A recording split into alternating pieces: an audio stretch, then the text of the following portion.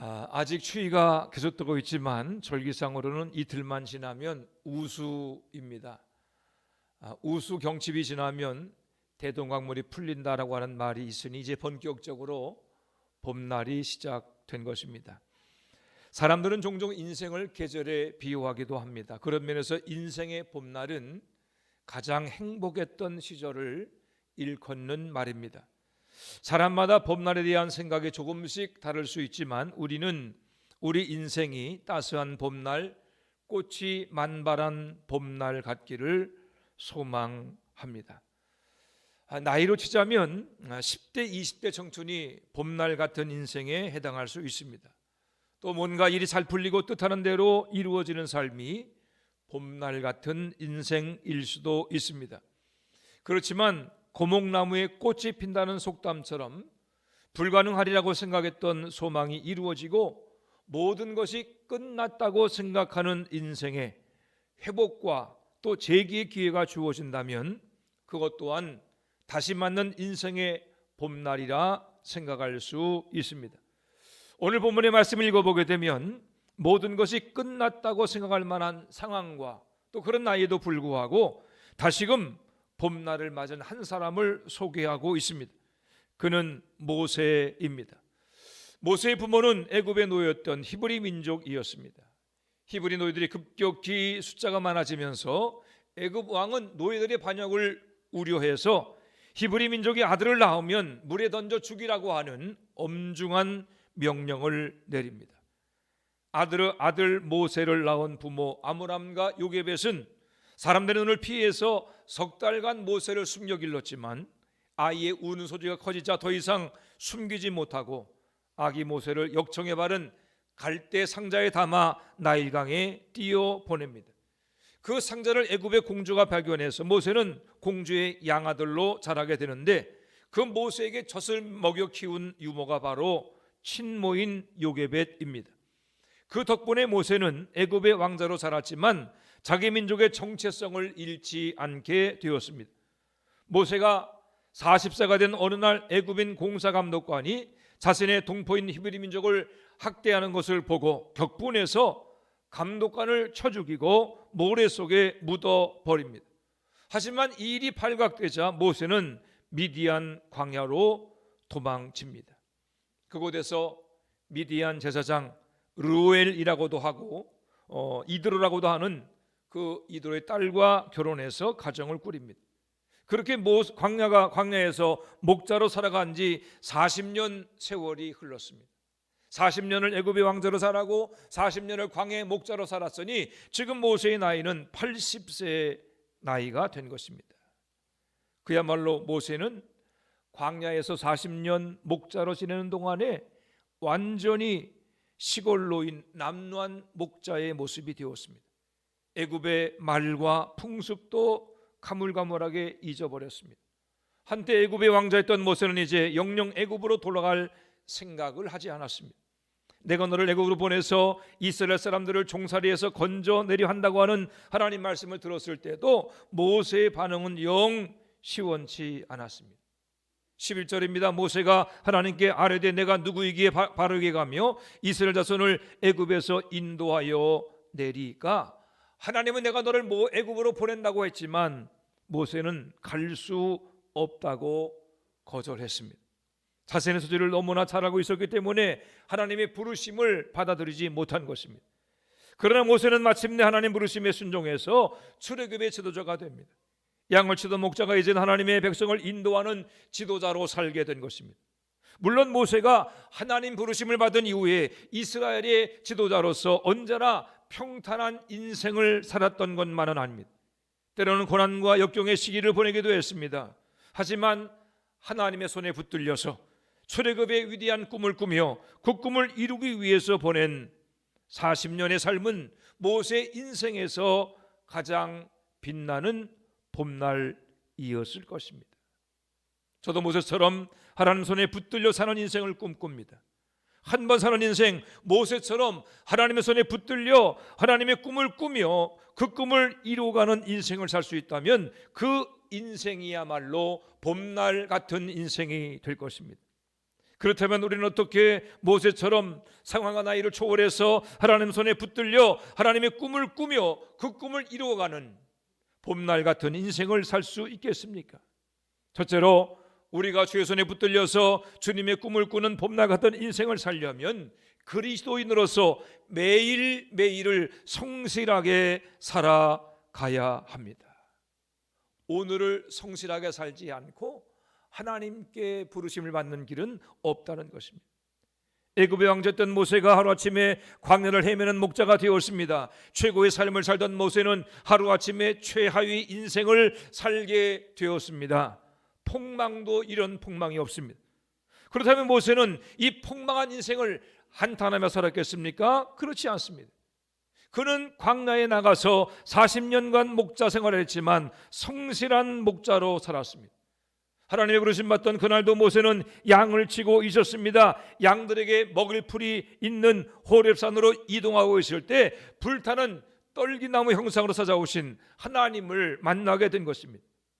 하나님은 비록 폭망의 인생일지라도 자포자기하지 않고 매일 주어진 삶을 성실히 살아가는 모세를 찾아가 그에게 사명을 불러일으킨 것입니다. 모세는 더 이상 자기 인생에 봄날은 없을 것이라 생각했지만 하나님은 매일 성실한 삶을 살아가는 모세를 지켜보시고 그리고 그를 불러 애굽의 출애굽의 지도자로 삼아 주신 것입니다. 애굽의 왕자였던 40세의 모세와 미디안 광야의 목자인 80세의 모세 사이에 달라진 것은 무엇입니까? 무엇보다 모세는 광야의 전문가가 되었습니다. 광야의 식물과 동물, 광야의 생존법, 어디를 가야 물을 구하고 어디를 가야 쉴 수 있는지 모세는 미디안 광야에서 목자로 살아가는 동안 그 40년 동안 광야의 삶에 통달하게 되었습니다. 장정만 60만 여인과 어린아이까지 포함하면 200만 명에 달했을 이스라엘 백성들을 이끌고 광야를 행진하여 가나안 땅까지 이르려면 누구보다 광야를 잘 아는 사람이 되어야했기에 하나님은 모세를 광야로 몰아내시고 그곳에서 40년 동안 훈련받게 한 것입니다. 물론 모세에게 미디안 광야의 40년은 고난의 시기였습니다. 하지만 하나님께서는 그 고난의 40년을 통해서 모세를 출애굽의 지도자로 빚어 가신 것입니다. 합력할 선을 이룰 수 있는 하나님께서 매일 성실한 목자의 삶을 살아가는 모세를 지켜보시고 때가 이름에 그를 찾아와 사명을 맡겨 주신 것입니다. 사랑하는 천주교 성도 여러분, 여러분도 사명에 붙들린 봄날 같은 인생을 살기를 원하십니까? 그렇다면 여러분도 매일매일을 성실하게 살아가셔야 합니다. 그 이유는 우리가 예수를 믿는 즉시 교회의 지체가 되었기 때문입니다. 로마서 12장 5절은 말합니다. 이와 같이 우리 많은 사람이 그리스도 안에서 한 몸이 되어 서로 지체가 되었느니라. 사도 바울은 우리가 예수를 믿는 즉시 예수 그리스도의 몸을 이루는 지체가 되었다고 말하고 있습니다. 저도 교회라고 하는 몸을 이루는 지체의 한 부분이며 여러분 한 사람 한 사람도 교회를 이루는 그러한 지체의 한 부분인 것입니다. 몸에 붙어있는 각 지체는 그저 모양으로 붙어있는 것이 아닙니다. 아무리 작은 부분, 아무리 연약해 보이는 부분도 나름대로 몸의 유익을 위해서 해야 할 일이 있습니다.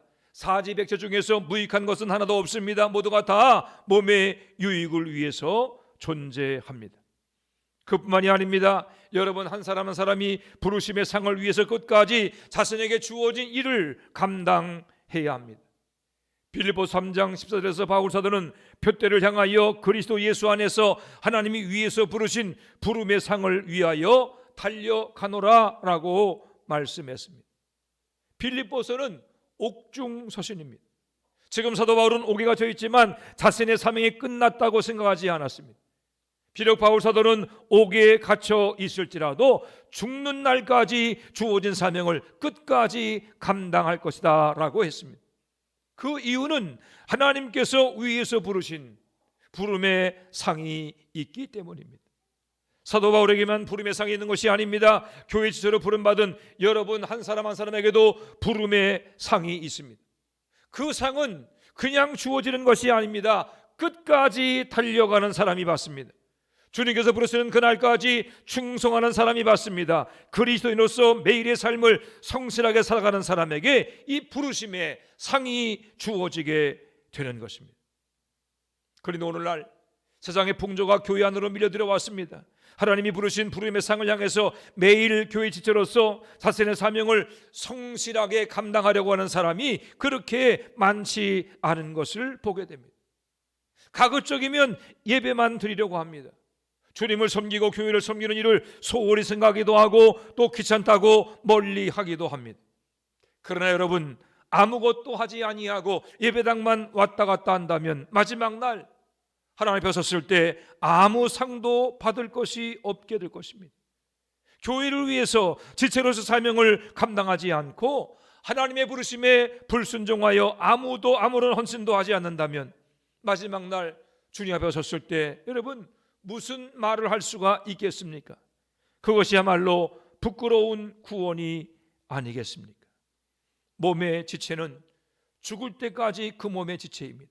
나이를 먹었다고 떨어져 나가거나 아무 일도 하지 않는 지체는 없습니다.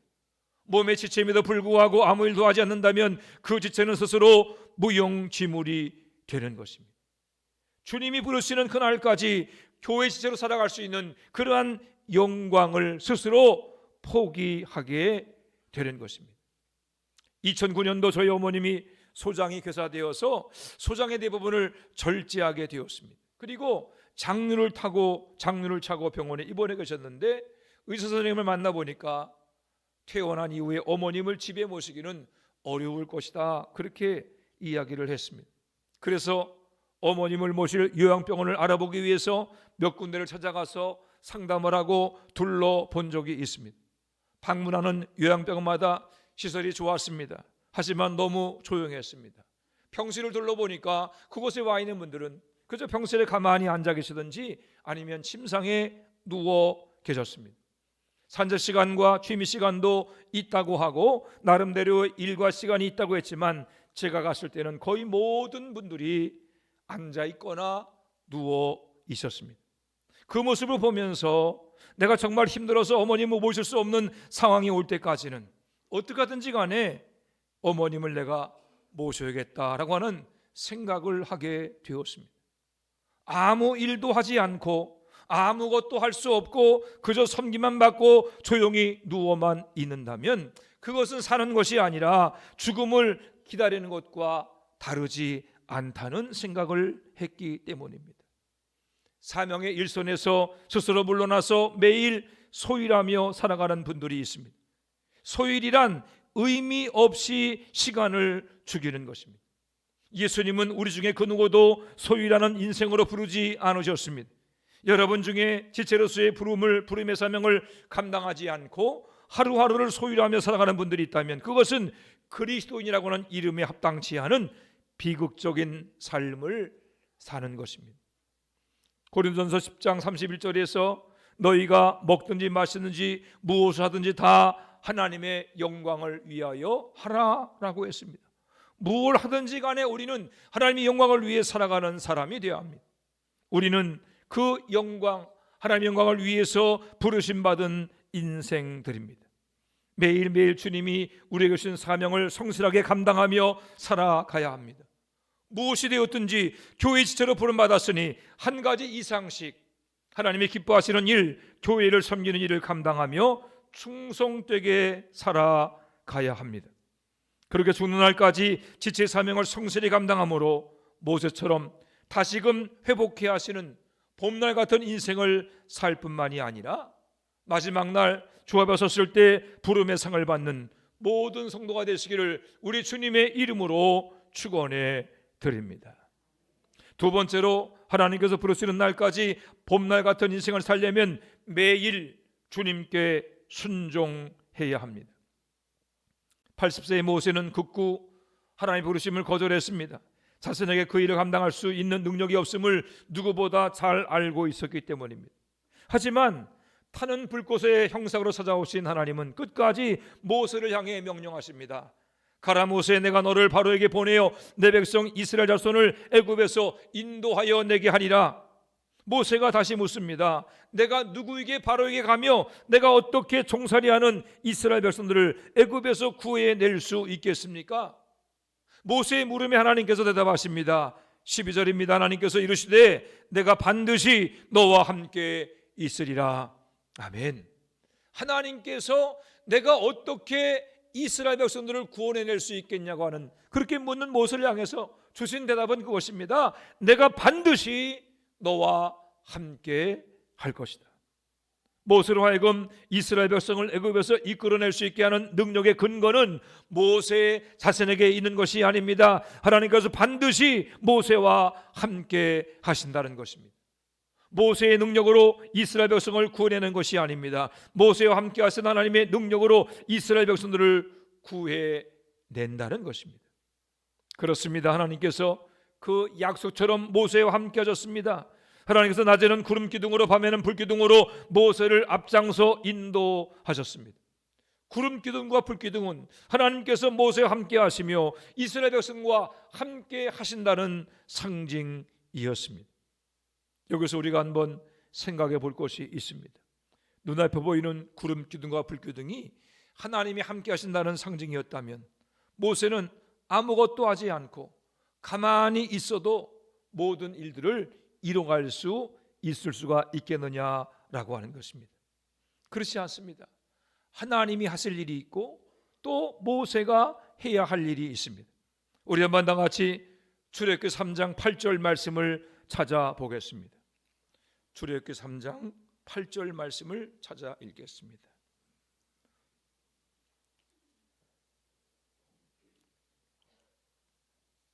우리 함께 했습니다. 시작. 내가 내려가서 그들을 애굽인의 손에서 건져내고 그들을 그 땅에서 인도하여 아름답고 광대한 땅, 젖과 꿀이 흐르는 땅, 곧 가나안 족속, 헷 족속, 아모리 족속, 브리스 족속, 휘 족속, 여부스 족속의 지방에 데려가러 하노라. 아멘. 이 말씀에서 우리가 주목해야 할 단어가 있습니다. 그것은 하나님께서 어떻게 모세와 함께 하실 것인가를 나타내는 단어들입니다. 어떤 단어들입니까? 내려가서 또 건져내고 인도하여 데려가려 하노라 라고 하는 이 네 단어입니다. 하나님께서 하늘에서 땅으로 내려오시고 이스라엘 백성들을 애굽인의 손에서 건져내신다고 하는 것은 하나님의 적극적이며 능동적인 행동입니다. 하나님께서 그렇게 하시겠다는 겁니다. 땅으로 내려오시고 그리고 건져내겠다는 것은 하나님의 행동입니다. 하나님의 적극적인 개입에 대해서 모세나 이스라엘 백성들은 그저 지켜보는 것밖에 달리 할 수 있는 일이 없습니다. 하나님께서 그렇게 하실 것이기 때문에 모세와 이스라엘 백성들은 하나님이 하시는 일을 지켜보기만 하면 됩니다. 이에 비하면 인도하여 또 데려가도 하노라라고 하는 이 단어는 하나님께서 모세와 이스라엘 백성들에게 하시는 일입니다. 하나님께서 마치 선한 목자와 같이 모세와 이스라엘 백성들을 친히 인도하여 가나안 땅까지 데려가신다라고 하는 것입니다. 하나님께서 모세와 이스라엘 백성을 친히 인도해서 가나안 땅까지 데려가신다고 할 때 모세와 이스라엘 백성들은 어떻게 반응해야 합니까? 주님의 인도하심에 순종하며 주님이 데려가실 때 그 데려가심에 순종하여 따라가야 하는 것입니다. 애굽의 종살이 벗어나서 젖과 꿀이 흐르는 땅에서 봄날 같은 인생을 살게 되는 이스라엘의 축복은 오직 하나님 말씀에 대한 순종, 하나님의 인도하심에 대한 순종만으로 가능하다라고 하는 것입니다. 그렇습니다. 하나님께서 하신 일을 기대해야 봄날이 오고 하나님의 인도하심에 순종해야 봄날 같은 인생을 살게 될 것입니다. 하나님께서 인도하심에 순종하는 삶, 우리는 여기서 다윗의 시 시편 23편을 떠올리게 됩니다. 여호와는 나의 목자시니 내게 부족함이 없으리로다. 그가 나를 푸른 풀밭에 누이시며 쉴만한 물가로 인도하시는도다. 내 영혼을 소생시키시고 자기 이름을 위하여 의의 길로 인도하시는도다. 내가 사망의 음침한 골짜기를 다닐지라도 해를 두려워하지 않을 것은 주께서 나와 함께 하심이라. 주의 지팡이와 막대기가 나를 안위하시나이다. 주께서 내 원수의 목전에서 내게 상을 차려주시고 기름을 내 머리에 부으셨으니 내 잔이 넘치나이다. 내 평생의 선하심과 인자심이 반드시 나를 따르리니 내가 여호와의 집에 영원히 살리로다. 시편 23편의 모든 축복이 여러분의 축복이 되기를 주님의 이름으로 축원해 드립니다. 하나님이 책임져 주시고 회복해 하시는, 또 누리게 하시는 봄날 같은 인생, 이 봄날 같은 인생을 가능케 하는 단어는 그가 나를 인도하시도다, 하나님의 인도하심입니다. 우리가 우리 인생의 선한 목자 되시는 예수님의 인도하심에 매일 순종할 때 우리는 소생하는 인생, 해받지 않은 인생, 하나님이 모든 것을 책임져 주시는 봄날 같은 인생을 살게 될 것입니다. 사랑하는 전적의 성도 여러분, 우리는 한치 앞도 알 수 없는 어둠이 덮인 골짜기 같은 그런 세상을 살고 있습니다. 내일이 더 나아지리라는 기대하기가 쉽지 않습니다. 세상은 점점 더 소란해지고 세상은 점점 더 살기가 어려워질 것입니다. 우리가 할 수 있는 일, 우리 힘과 노력으로 할 수 있는 일들이 그렇게 많지 않습니다. 나를 보고 상황을 보며 낙심하고 절망할 수밖에 없습니다. 어쩌면 다시는 인생의 봄날이 오지 않을 것만 같습니다. 그러나 우리에게는 찾아오신 하나님, 선한 목자 예수님이 계십니다. 전능하신 예수님께서 우리를 인도해 주십니다. 사망의 음침한 골짜기를 다닐지라도 해받지 않게 보호하시며 낙심과 절망에 빠져있는 우리를 회복시켜 푸른 초장과 실만한 물가로 인도해 주십니다. 우리가 할 일은 선한 목자 예수님의 음성을 듣고 따라가는 것입니다. 우리보다 앞서가시는 주님의 음성에 귀를 기울이는 것입니다. 소생하는 인생, 봄날 같은 인생을 살게 하시는 능력이 우리에게 있는 것이 아니라 주님께 있습니다. 주님의 음성을 듣고 그 말씀에 순종하며 따라간다면 우리는 모든 상황과 조건을 이겨내고 마침내 인생의 봄날을 누리게 하시는 하나님의 기적을 체험하게 될 것입니다. 모세를 찾아와 봄날 같은 인생을 살게 하신 하나님이 바로 우리 예수님이십니다. 예수님이 약속하십니다. 볼지어다 내가 세상 끝날까지 너희와 항상 함께 있으리라. 전능하신 하나님, 우리를 사랑하사 생명하지 않으신 예수님이 우리와 항상 함께 하심을 믿으시기를 바랍니다. 귀를 열어 주님의 음성을 들으시기 바랍니다. 마음을 열어 주님의 뜻을 깨달으시길 바랍니다. 그리고 주님의 인도하심에 순종하며 매일 주님과 동행하는 삶을 살아가시기를 바랍니다. 그래야말로 모든 상황과 조건을 초월해서 다시금 꽃 피우게 하시는 봄날 같은 인생을 살아가는 모든 성도가 되시기를 주님의 이름으로 축원해 드립니다. 기도하겠습니다. 하나님 은혜와 사랑을 감사합니다. 참으로 어두운 세상을 살고 있습니다. 혼란하며 또 예측할 수 없는 인생을 살고 있습니다. 그러나 주여, 우리가 사망의 음침한 골재 같은 인생을 살지만 낙심하지 않고 절망하지 않을 수 있는 이유는 우리에게 선한 목자이신 예수님이 계시기 때문입니다. 아버지 하나님, 날마다 주님을 바라보게 도와주시옵시고 날마다 우리에게 주어진 모든 사명들을 믿음으로 감당하는 가운데 주의 손에 붙들려 쓰임받는 그러한 봄날 같은 인생을 살게 하여 주시옵소서.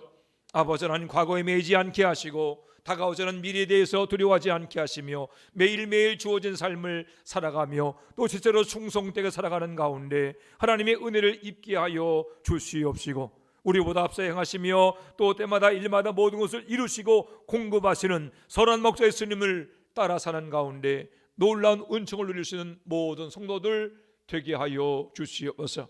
그리하므로 주님, 상황과 조건을 초월하여 봄날 같은 인생을 살게 해 주시옵시고 우리를 소생케 하시는 하나님의 기적을 체험하는 복된 인생의 주인공 되게 하여 주옵소서.